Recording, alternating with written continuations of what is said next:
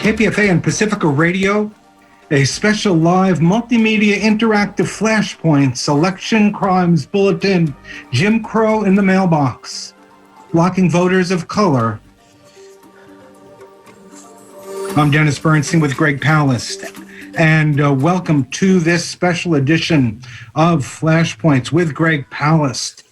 This is a podcast that has to do everything to do with how to stop the theft of this election, and a special welcome to those who are going to join us on Facebook Live.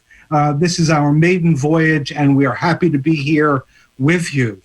Please take this moment to share. Hit that share button right now.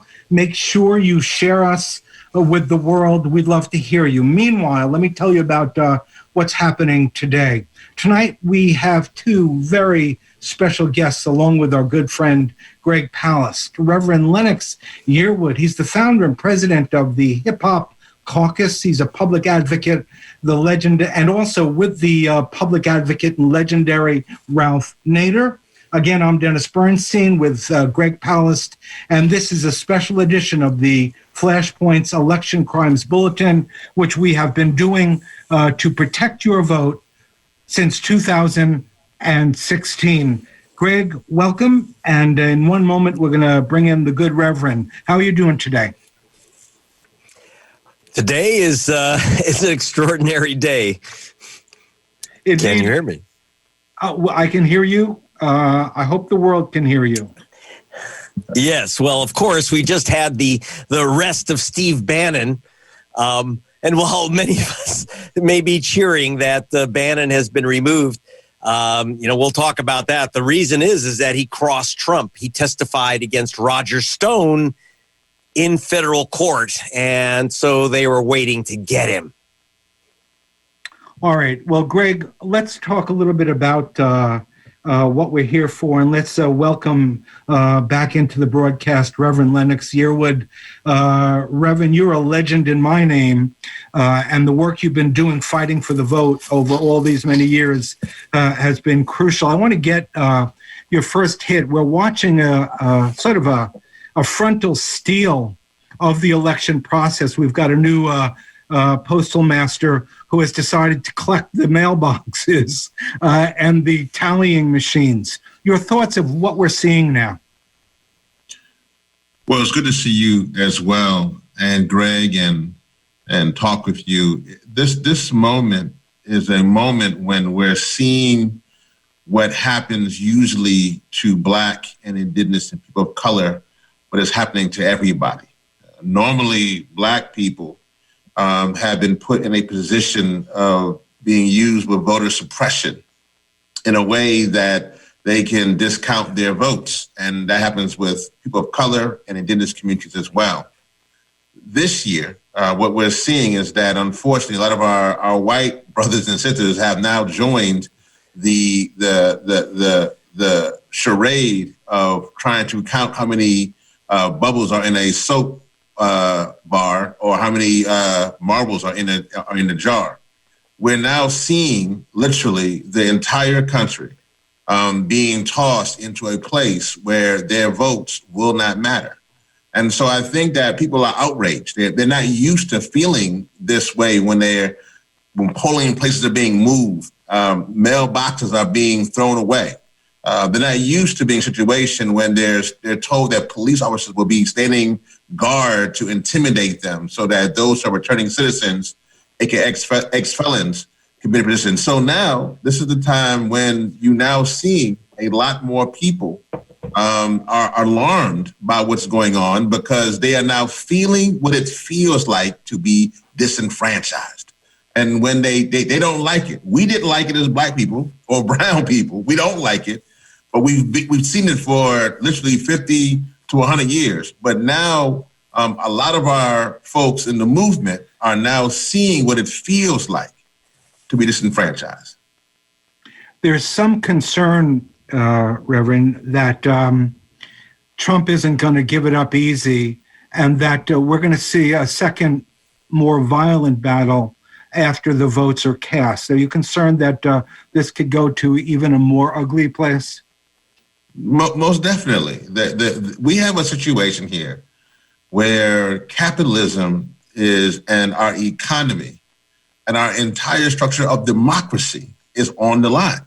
And there are those who would rather be on a suicidal mission for democracy and just literally themselves than literally have this country continue. They are worried that their positions of how they've made so much money on the issues of climate change and on the extractive measures of the fossil fuel industry, they're worried that their ideas of what it means to have Black and brown people used to populate their private prisons, they're worried that the food that they can just give to people, that could be just deregulated. And what could happen? They realize that a lot of people are waking up, and they understand that if it changes now, that not only just Republicans but also Democrats are realizing that the status quo is changing. And so this is a historic moment. So I think that they're going to do everything they can.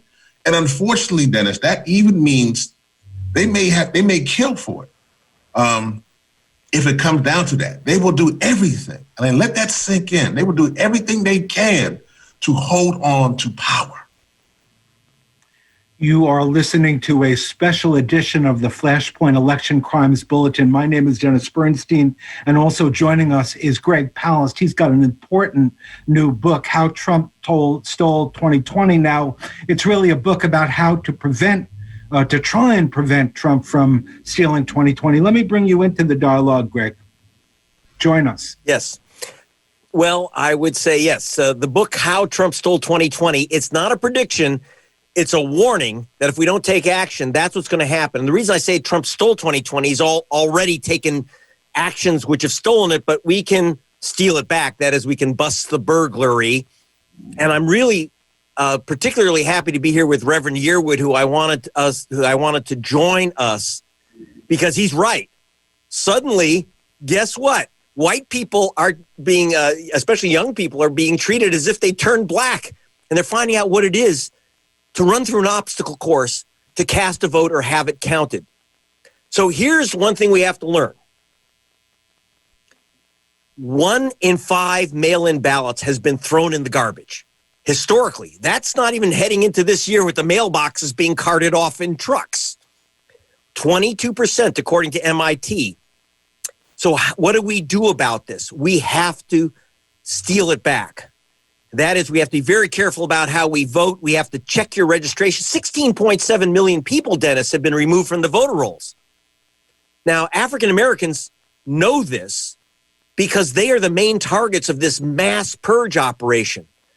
You've had, for example, we found in How Trump Stole 2020, I discussed how 340,134 voters, and we know this exactly, we went through each of their names, were illegally removed from the voter rolls. And what was their crime? Voting while Black.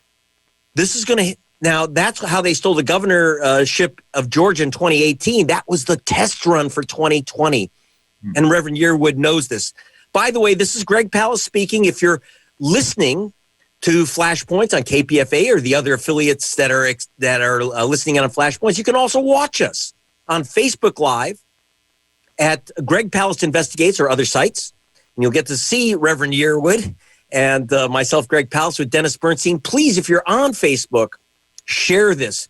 This is really important. Hit that share button.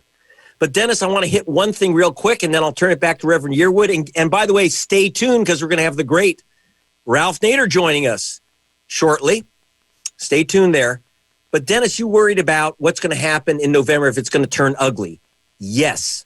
In fact, while many of us are kind of celebrating the arrest of Steve Bannon, the trickster who had his organization build the wall. And now a lot of people know from my book that I've been investigating his lawyer, Chris Kobach, for years. Chris Kobach created this organization, We Build the Wall, to basically shake down the rubes, the schmucks who don't realize that you send in your $50 and they build about 4 inches of a wall. Okay, so who's going to be stopped by this wall? Well, people who don't know how to drive, or people who've never heard of airplanes, and they have this wall in the middle of the desert. But the main thing is it's a way for Steve Bannon to stick money in his pocket. But here's the trick. So why was he busted? Why would Trump do that? Because he was the main witness against Roger Stone. And Trump needs Roger Stone. Let's remember what Roger Stone did in 2000. He led a riot of consultants in Gucci loafers. It was called the Gucci riot, which stopped the count in Florida. Now remember, and again, this is in the book, but George Bush won the presidency of the United States by just 537 ballots in the state of Florida. And part of that was that Roger Stone led a riot in Miami to stop the count of the votes in Miami, which is a Democratic city. So there are a lot of votes that were never counted. And they were able to stop the count by basically threatening the safety of the people counting the votes. If they do that again, get ready for that. They're going to start saying all this stuff about fraudulent voters, Dennis. You know what that's about? That's about laying the groundwork to say there's 50,000 illegal votes from Venezuela, mail-in votes from Venezuela in that building at the Miami-Dade county offices where they're counting it. They're stealing the election. What's going to happen? Molotov cocktails, Proud Boys, jerks in Hawaiian shirts, banging on the windows, smashing windows. You're going to see post office on fire. I guarantee you. And that's one of the main things that Roger Stone has to do. So they let him out of prison, but they also have to punish the guy that put him into prison, Steve Bannon, who's part of that. So look out for serious violence. If Trump is down in the polling and in the exit polling, they're going to try to stop the count of the vote. If they stop the count of the vote, no candidate will receive 270 electoral votes in the Electoral College. Then under Article 12 of the Constitution, it goes to the House of Representatives. No, it's not up to Nancy Pelosi and the Democrats. Each state gets a single vote, Dennis, Reverend. Each state gets one vote. That means that Trump will win about 30 to 20 constitutionally. Let me put that in air quotes for those who aren't watching. Constitutionally, he'll be reelected, not by the voters, but by the Article 12 trickery and the violence that they're planning. And I'm telling you, they're planning the violence. That's where I'd love to pick it up, Greg, and I bring the Rev back into the discussion. We have seen, Reverend Yearwood, the Democrats have been light and timid about fighting for that vote. We saw Gore give it up in 2000. They didn't fight the battle. Your thoughts on how to stiffen up and strengthen the courage of the Democrats who aren't yet ready for this fight if today's hearings with the postmaster are any witness, because this guy essentially said, I'm not changing nothing. I'm not putting back those machines. And all the Democrats and the Republicans, well, they accepted it, but the Dems didn't have much to say about it. Said, oh, thank you. So you're not going to do any more. Your thoughts on that? Giving up the vote so easily. Yeah, no, I think that one of the things that Greg just said, I think it's so important, is that we're not hearing the argument and what is being laid out and the reality. Where for somehow I think that Democrats, those again who want to just believe in this administration's better side, they're not taking seriously what they see before them. Every single breadcrumb that is being laid out by this administration has led us to show that I would be surprised actually if they don't do everything to steal this election. I mean, they've said, in other words, they've done everything. They bought the mask, they bought the gun, they got the note for the bank. They've done everything. They've gone into the bank. I would assume they're going to be a bank robber. But I would assume that the last thing they're going to do is actually go to walk out the bank or put money into the bank. They've done everything that looks like, sounds like, acts like someone who is going to steal this election. They look like it's like they're about to do in democracy. And so I'm surprised that in this convention that we just saw, that's not that wasn't front and center. I think, President Obama had a little bit of his speech was kind of somewhere in line. I mean, there were bits and pieces of his conversation where he was warning about that. And I mean, people were saying that's dark Obama. But that was where we need to be. It seems like too many times Democrats are playing checkers while their adversary on the other side is playing chess. And it just seems like they're a step behind, as though they're waiting for something to happen, then to react. I just want to say this about Roger Stone, for example. Roger Stone, as Greg mentioned, was someone who received 7 federal counts and received, literally, to show you if no jail time, very, very little jail time, and what was put forth. And for many people of color, when we see that as an example, we see Roger Stone walking away. But on the other hand, we see people like Khalif Browder in New York, who literally couldn't afford bail money, was accused of stealing a backpack, and in his situation was in jail for 3 years in Rikers. And when he came out, was so damaged, he committed suicide. And so you have a situation here where people will see on and on and on 2 types of justice, and they're now seeing 2 types of democracy. I really want to repeat again that this democracy that we are seeing now in 2020 is the exact same democracy that Black people saw in 1955. It's the exact same voter suppression that we saw in 1920. We saw that. So what we're seeing now is something that we're used to.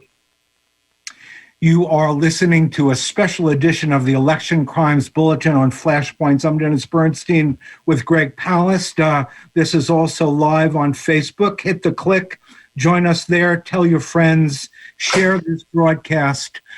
This show, the Election Crimes Bulletin, was begun in 2016 with Greg Palast, fighting for the vote. Then we continue the work here in 2020. Greg has a brand new book, which is incredibly important, How Trump Stole 2020. And we are sharing this with you. Later on in the broadcast, we'll also be joined by Ralph Nader. We don't want you to miss that as well. And that there'll be a little afterlife on Facebook Live for those of you who want to interact directly with Greg. But Reverend, what does the dialogue have to be now? We've seen a lot of people in the streets. There are a lot of people who are motivated, a lot more. It seems to be a lot more people know what the situation is in terms of the way Black and brown people have been slaughtered for so many years. But how do you channel that?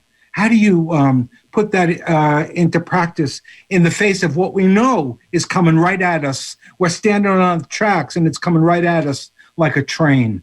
Yeah.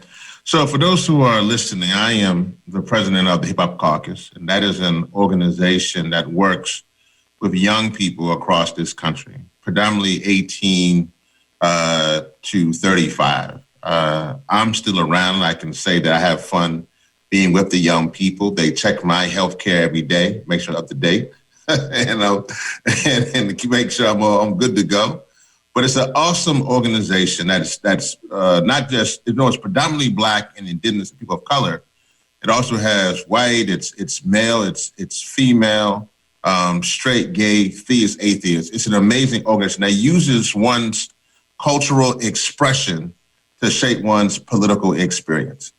And so in that, what they have seen for them is they've seen 2 sides of America. They've seen, most of them when they were growing up, Barack Obama, and now they see Donald Trump.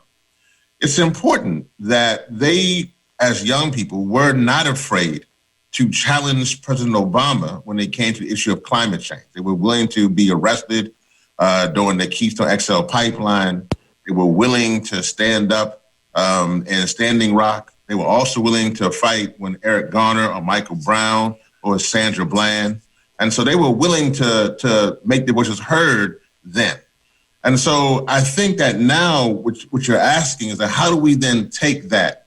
What's important is that they were not afraid to stand up for what was right, even though those who were in power were supposed to be on their side. It's easier now to some degree because it's probably more Black and white.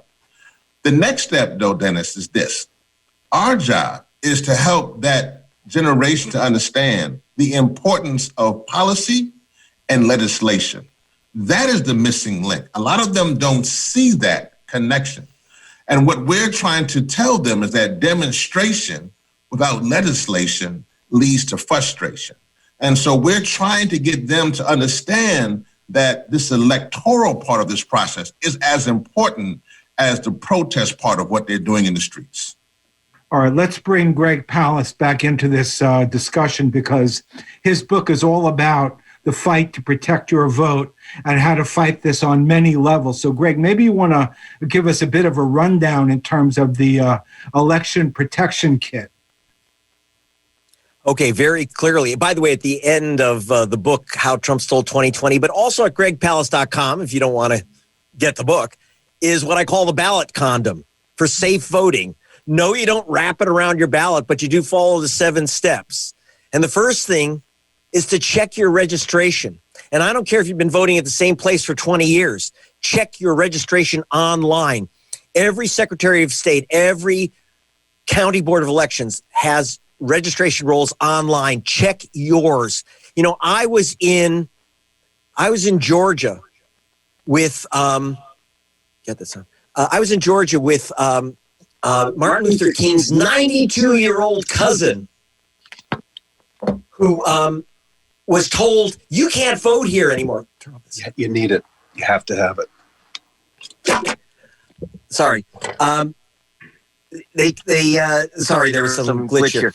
Anyway, his 92-year-old cousin, Martin Luther King, had been voting at the same voting station for 50 years. They threw her out. They said, you're no longer registered here.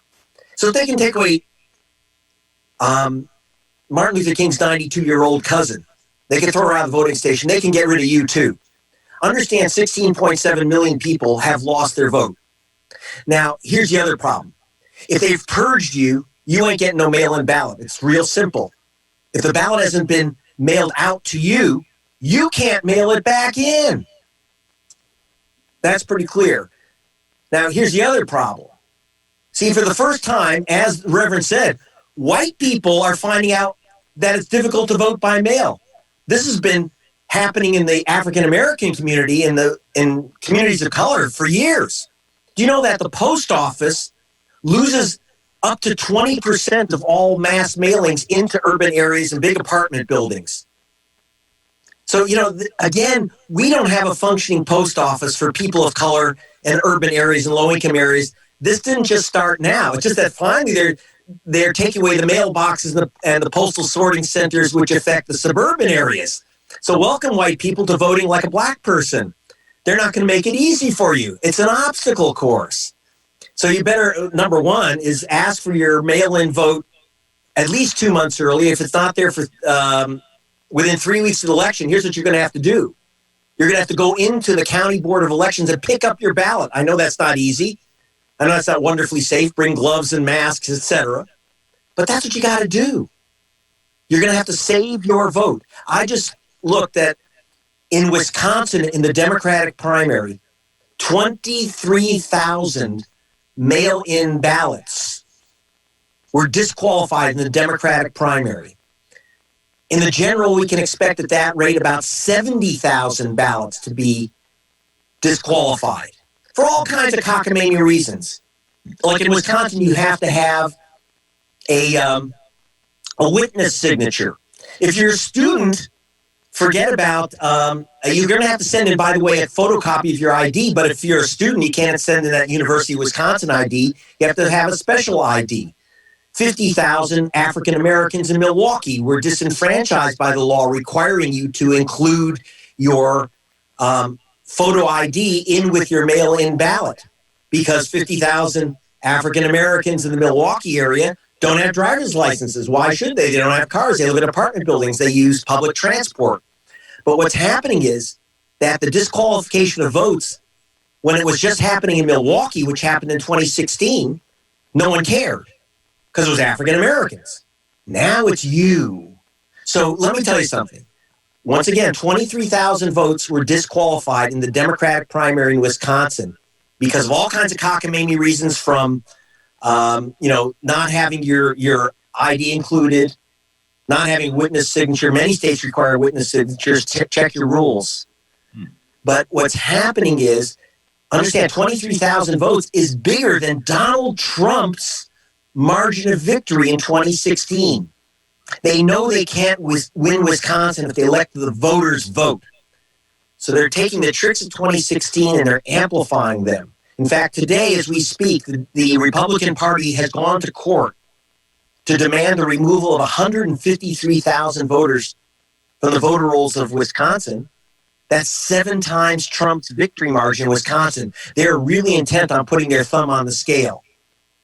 And let me tell you that the number of people, if you are African American, according to the U.S. Civil Rights Commission that analyzed this, the chance your ballot will be challenged and rejected is 900% higher if you're black than if you're white.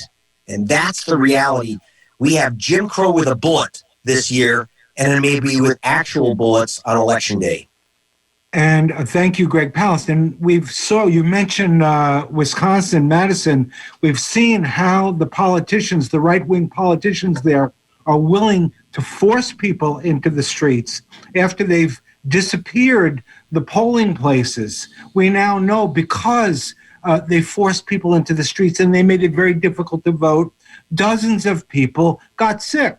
Several died from trying to express their right to vote. So I'm concerned. I'm somebody who's over 70, and I know some of the struggles that are going on. And we know that to date, older people tend to vote more than younger people. So this process has definitely put the older generation at stake. They have risked our lives to force this to undermine this kind of policy.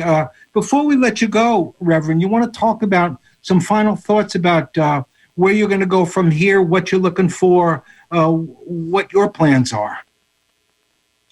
Yeah, I just wanted to, echo something that Greg mentioned. Just wanted to say some of the numbers. In the last election, just 3% of whites said that they were told that they weren't eligible for the election. That was compared to 9% of Black and 9% of Hispanic respondents who indicated that during the last election that someone, them or in their household, were told they lacked the proper identification to vote. 10% of Black respondents and 11% of Hispanic respondents reported that they were incorrectly told they weren't listed on voter rolls, as opposed to 5% of white respondents. So we're seeing this over and over again, that there is an attack on Black, on Latinx, and Indigenous people of color voting. And this is very serious.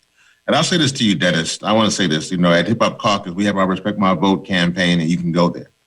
But let me say this to be very clear. We are tired of being disenfranchised. We are dying. We are dying. We're dying. This next week represents 15 years of Hurricane Katrina. We're dying. We're dying in the streets with George Floyd and Breonna Taylor. We're dying. We're dying in the prisons. We're dying in alarming rates because of COVID. We're dying. Our mothers are dying. Our fathers are dying. Our grandparents are dying. And you have the audacity for the one thing that we can correct that madness is for us to vote, for us to cast our ballot, to make our lives a little better. And even in that, you want to stand in front of us to take that away. That can't happen anymore. We have got to fight like we have to fight like our lives depend on it, because we're dying. And so, Dennis, I thank you so much for having me. But know this, we're at a point now where this is our lunch counter moment for the 21st century. And we got to stand up and make sure that whatever comes, hell or high water, we're going to vote. And we're going to vote, and we're going to vote to make sure that our voice is heard.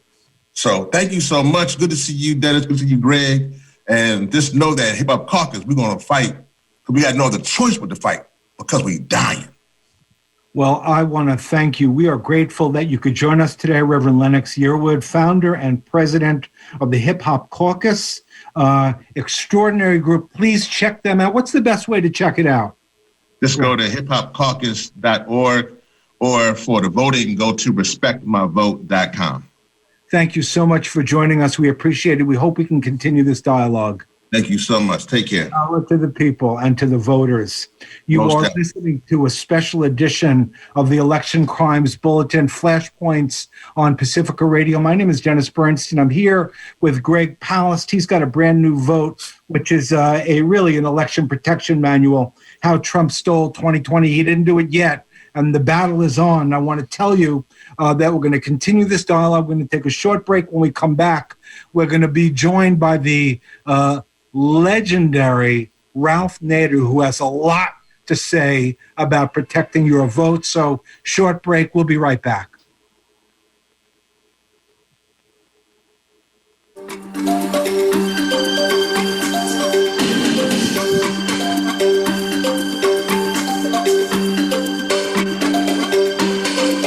right, we are back. Dennis Bernstein here with Greg Palast. We want to tell you this is a simulcast. This is our first interactive Flashpoints Election Protection Bulletin with the inspiration of Greg Palast, who said I could do it. I didn't think I could. But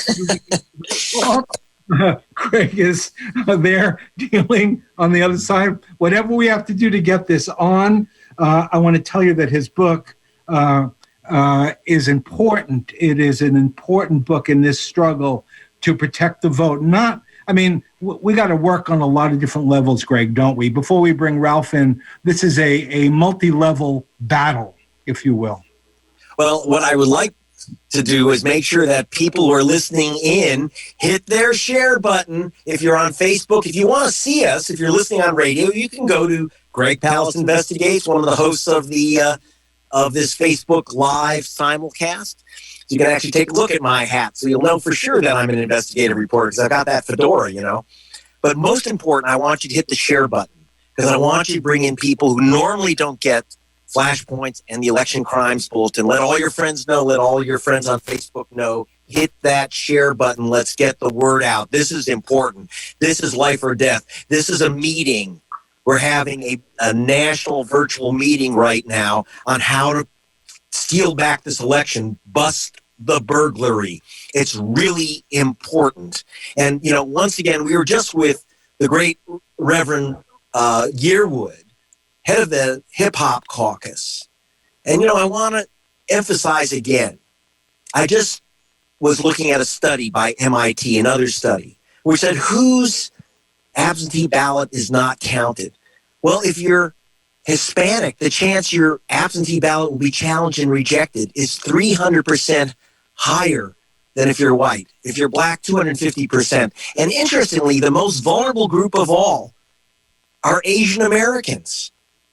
They're the ones who have their ballots challenged more than anyone, more than 300% more often than white folk. Understand, when you mail in your ballot, now we have to mail in your ballot. I'm not against mailing in your ballot. But you have to understand how risky it is, because some schmuck in a Hawaiian shirt can say, I don't like that signature. We had 141,000 ballots in 2016 that were mailed in that were not counted because someone challenged those ballots, challenged the signature. Over 100,000 people lost their vote because of postage due. And then literally a couple million people lost their mail-in vote because it never got to them. And believe me, if you've moved even your apartment within your building, you're a student who's moved within your dorm, re-register right now, go online and protect it. Because remember, they're going to have 50,000 volunteers for Trump. People are worried that this is some type of intimidation army, but I haven't seen voters who would be intimidated. I was with African-American voters in Dayton waiting 5 hours in line. They're not going to be intimidated by these jerks. What I am concerned about is that their ballots will be challenged by these jerks. Like I said, 1 in 5 mail-in ballots is not counted. About 1 in 9 of those are challenged after they've been mailed in. And unfortunately, Dennis, the Democratic Party has already established the precedent of challenging mail-in votes. In New York, the Democratic Party in the Maloney-Patel race challenged 24,000 ballots, demanded that they not be counted for technical reasons. The main reason 12,000 votes were excluded because people mailed in their ballots as Mario Cuomo and the governor and Bill de Blasio told them to.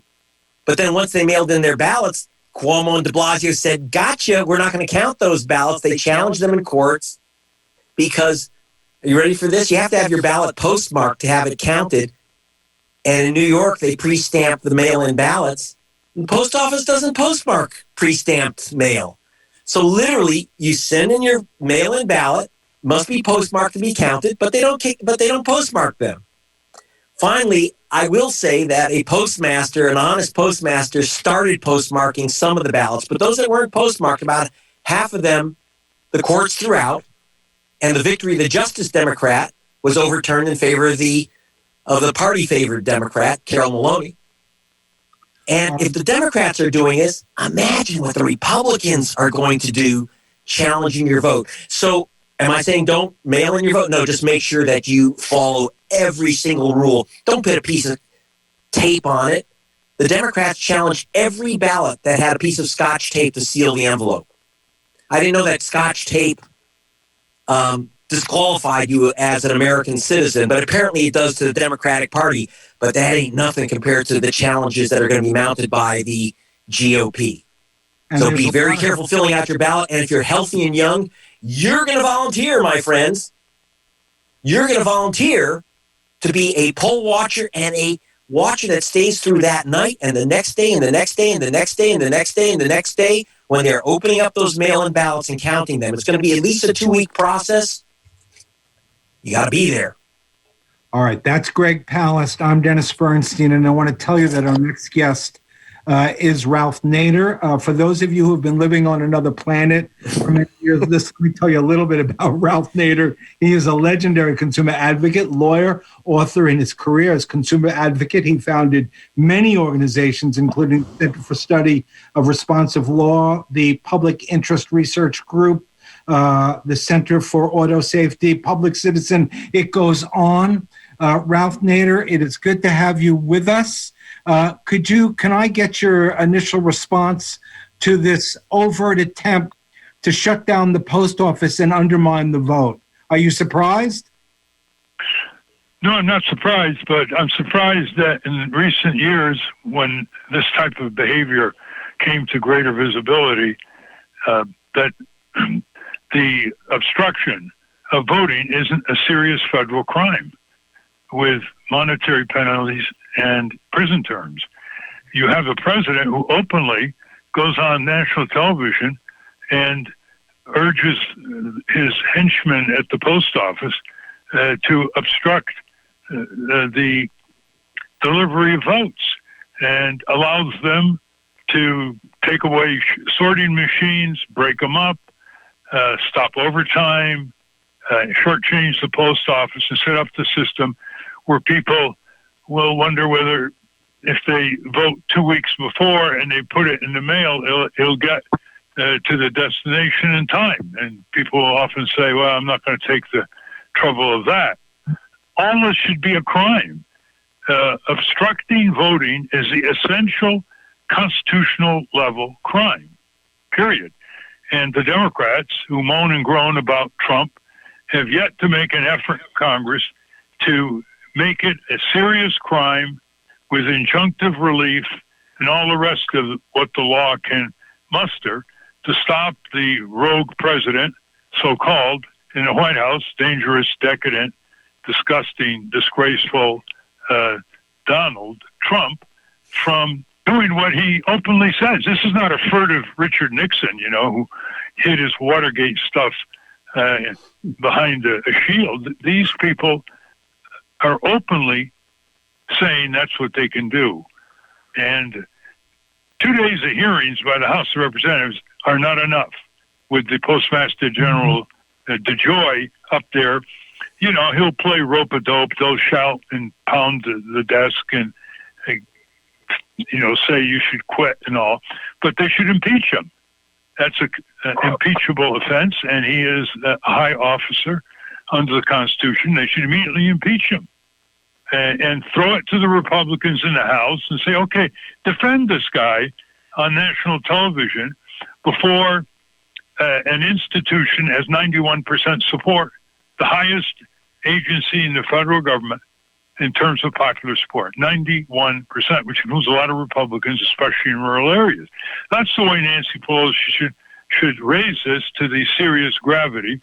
How many elections do they have to have stolen by the Republicans for them to go to the highest level of law enforcement and indictment? So that's one. The second, all the details that Greg puts in his book shows that this book, How Trump Stole 2020, is not just a book to read, it's a book to use. Because you basically, if you're not familiar with mail-in ballots, or if you haven't voted before, you got to train yourself. You got to look at the forms well before you fill them out to see what the pitfalls are. It's not anywhere near as difficult as learning how to play bridge or whatever, but you do have to spend a few minutes well before the election. And Greg has a website that can show you step by step, and I'm sure he's given it or he will give it in a few minutes. So then you get into a position where, as Dennis pointed out and the Reverend pointed out, you got to take the people who are obstructing you, the Republicans in this case, from voting personally. That's why people stood in line for 6-7 hours in the recent Wisconsin primary in Milwaukee. They were determined that the state Republican-dominated legislature and a ridiculous Supreme Court decision was not going to block them from voting. So there's a determination I've never seen before among a lot of voters saying, you dare obstruct me from voting? I'll show you. You're not going to discourage me. You're not going to wait me out. I'm going to vote. I'm either going to vote in person or I'm going to vote absentee or by mail ballot. And then what we should do is ask some of these mega billionaires like Jeff Bezos, who owns the Washington Post, that's very critical of Trump. He's increased his wealth by $47 billion since March 1. Just imagine. 6 months or so, okay? And he's up to 189 billion already. You ask 3 or 4 of these guys who are undertaxed and not being required to make any sacrifice to pay for these ballot boxes all over the neighborhoods so people can put them in these secure boxes and people can collect them and take them to the election precincts. That's another way to do it. But even more is Mitch McConnell, Moscow Mitch, call him, because he obstructs election security legislation from domestic and foreign interference. That's why they call him Moscow Mitch. He hates it, but it fits. He's blocking a $4 billion funding of the states, which the House of Representatives has already passed, to pay for improved election security and procedures, counting, and all the rest. And that's chump change for people like Mark Zuckerberg and Tim Cook of Apple and Jeff Bezos and the head of Google and the head of Microsoft, et cetera. So we ought to make a demand that, hey, you guys are going down the polls. People think you're greedy, avoid taxes, you're monopolies, you guys, you exploit Chinese workers like crazy building iPhones. Look patriotic. People will think you're making a patriotic move here and just pay in. Actually, they can pay $4 billion to the state governments and get a deduction, a tax deduction. And it's perfectly legal for the state governments to take private money for these purposes, as long as they're for public purposes without any strings attached. But the real solution, my friends, to get rid of all these spiderweb, trapdoor, complex obstructions of the simple act of voting is to make voting a legal duty. At Australia, voting is a civic duty by law. You have to vote. You can get out of it if you happen to be abroad or you happen to be sick. But they come in at 96% turnout. No politicians have to spend any money begging people to turn out and vote. 96, 97% turnout. And we're lucky if we get 63% turnout in a presidential race, and it's much less in a congressional off-year race. So let's keep the big solution in mind here.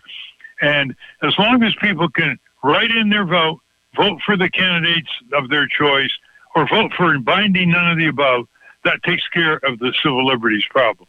In America right now, you cannot go and vote no to everybody. You have to vote yes to somebody. And that's not right. You need the right to register a no confidence vote.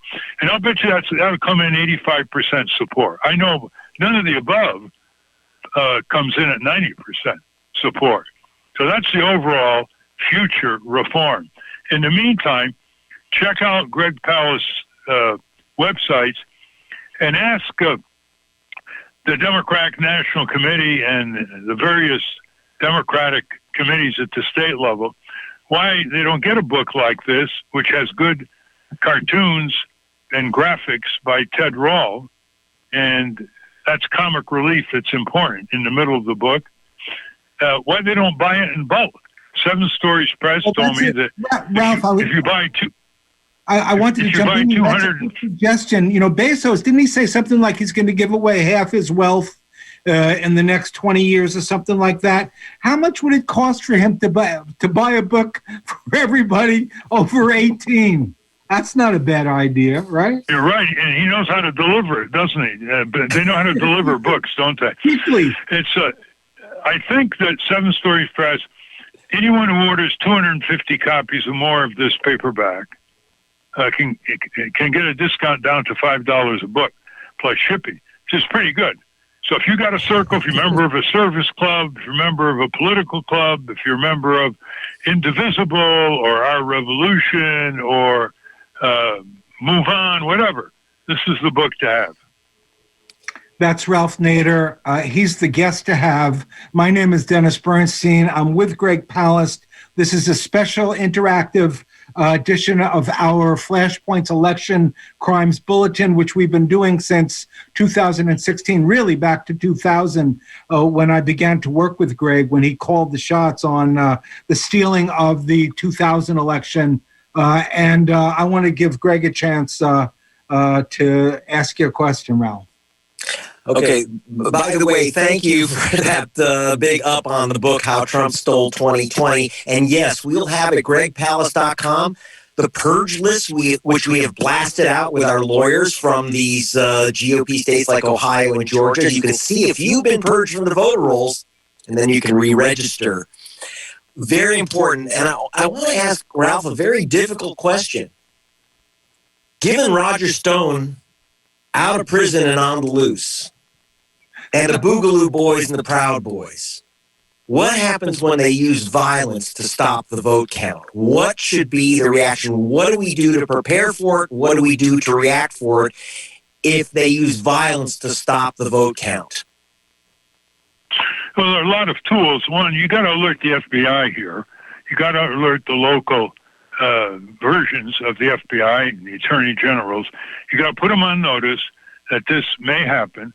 You got to go to the courts and get injunctions, which are enforceable by the decrees. And you can try to anticipate it, Greg, by having people at the polls. Sojourners, Jim Wallace told me weeks ago that they are going into the swing states. They're having a lawyer and a clergy person at as many precincts to deal with the intimidation. But you got to learn from Florida in the year 2000. The party that has the most energy and the most brazenness wins. And the Democrats didn't have it. The Republicans had it. So you got to do that. And as you know, Greg, there are a lot of good groups on the ground fighting the fight that you want to see to get people able to vote, willing to vote, filling out the forms right, learning how to avoid things like voter purges coming back. It's not just the ACLU. There are lawyer groups, there are other groups all over the country, and you need to find out the names. I'm sure you've got those names on your website, Yes. which you give 5 times clearly, Greg. Yes, okay, this is Greg Palast. Again, at gregpalast.com, we'll have a lot of the rules for each of the states or places where you can go to get the rules, because voting by mail ain't so easy unless you're on the West Coast. In 8 states, you're going to have a witness signature. In Alabama, you're going to need an affidavit notarized by, you're going to have a notary to get your absentee ballot counted. So it's like a poll tax, but I'm sorry, that's just what you're going to have to do. Plus, there's going to be a couple of weeks of counting, so we need more than people volunteering as poll workers for the day. If you're young and healthy, volunteer for the 2 weeks of the mail-in count. And please follow every crazy rule when filling out that mail-in ballot. And of course, let's be ready for the violence that's going to come. And we can't react to the violence with violence. We have to react to the violence with a kind of stern resolve. So thank you very much, Ralph Nader. And those who are listening, please hit the share button on your Facebook page if you're on the Facebook page. If you're listening, go on to Facebook. We've gone to Facebook Live simulcast with the KPFA and affiliates and other radio station affiliates listening to Flashpoints, because we think it's important to get this word across nationally for those people who don't have this broadcast signal. This Facebook Live will be kept up at Greg Palast Investigates. It's not going away, so you can tell people, if you thought this is informative, to go and check it out. And again, hit that share button. This is Greg Palast reporting with Dennis Bernstein, and we're here joined by the legendary and thoughtful Ralph Nader. I wanted to ask Ralph, Greg, and Ralph, I'd love you to respond to this. We saw this weak-kneed hearing held by the Democrats today, who didn't seem to understand what a real question sounds like. Well, what kind of questions would you go after the phony Postmaster General? What would you want to ask him? What did he need to be confronted on? Well, first he's got to deliver post office by post office information about where these sorting machines were taken, were they wrecked. If they were, that's destruction of federal property, which is a first-class felony and prosecutable. Because, a few days ago he said, we're not going to do it anymore. We'll do our cuts with the Postal Service after the election. That's because he's already done a lot of wreckage in post offices all over the country, ways that, if you're not knowledgeable about postal operations, have really wrecked the system in terms of meeting standards of time delivery, etc. And people already are, waiting 5, 6, 7 days just for first-class mail to arrive. So that he has to deliver. They should subpoena him. This business of asking. Congress has powerful subpoena power. You defy a subpoena, you can be impeached. Nixon was impeached because he defied one subpoena in the Watergate. Trump has defied over 100 subpoenas by Congress. That is a serious constitutional violation, impeachable offense. That goes right to the core of the Congress information gathering function, which the founding fathers said was critical to all other authorities of the Congress. They have to know. They have to find out. So that's one. You subpoena the information with an immediate due date. Otherwise, you're impeached, period. The second is you gotta when you cross-examine anybody like this guy, he's under oath. You got to ask him the questions that he's going to lie about, so he can be exposed to a perjury account, which is no small matter for a mega millionaire like DeJoy, who likes the good life and likes to give cash money to politicians like Trump. So you set him up for perjury charges under subpoena. But just sit there asking a question. Each member has 5 minutes, and they spend 4 minutes. DeJoy is just laughing under his breath. And so the other thing is get the labor unions up there. Get the people the small businesses who rely on the Postal Service, and they don't like delayed shipments. Get the people who are not getting their medicines in time. There's a report where people are waiting days to get their medicines, critical medicines for their cancer, for their emphysema, for their high blood pressure. Get them there. In other words, the House has got to come back and go to work. They've been AWOL. What is this? This is a national crisis of multiple dimensions, and they're on their August vacation. They know how to do social distance and all that. They can follow all the rules because they got all the authority and the money to do it, to protect themselves. They should have these hearings in the morning, in the afternoon, at night, on all these issues. Instead, their favorite vacation is not to be disturbed. A House that's AWOL. Now, the Senate is beyond the pale. It's, Mitch McConnell controlled, Wall Street controlled, Trump controlled. They're going to go down in history with a stigma that cannot be exaggerated. Their cowardliness, allowing Trump to turn our country into increasingly authoritarian dictatorial regime where the White House seizes the constitutional power of the purse and taxing that Congress only has, the war declaring power only Congress has. He is creating the very monarchical White House that the founding fathers feared the most. They didn't want another King George III.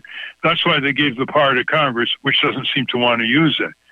So you just, and then you bring the people that DeJoy put in place when they fired the more career high officials of the Postal Service, and you run them through the ringer.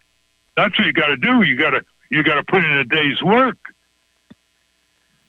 Ralph, we're going to have to leave it right there. That's Ralph Nader. I'm Dennis Bernstein. Ralph, we thank you so much for joining us. The information is crucial. We hope that we can keep this dialogue going. I want to tell people that this discussion is going to continue. For those of you who are following it, Facebook Live and other ways, it's going to continue for a few minutes after we say goodbye here on Flashpoints KPFA Pacific Radio. My name is Dennis Bernstein. That's Greg Palast. We do this Election Crimes Bulletin. And next Friday. And Greg is going to be talking to you after the fact, but we have used up all our time on Pacifica Radio, KPFA, flashpoints.net. Check us out. Check Greg out. Stay with us. If you're on Facebook, more to come. That's it. Thank you. And thanks, Mike, and all the folks that made this possible. Carrie and the rest, Carrie Harrison, we thank you. Stay tuned.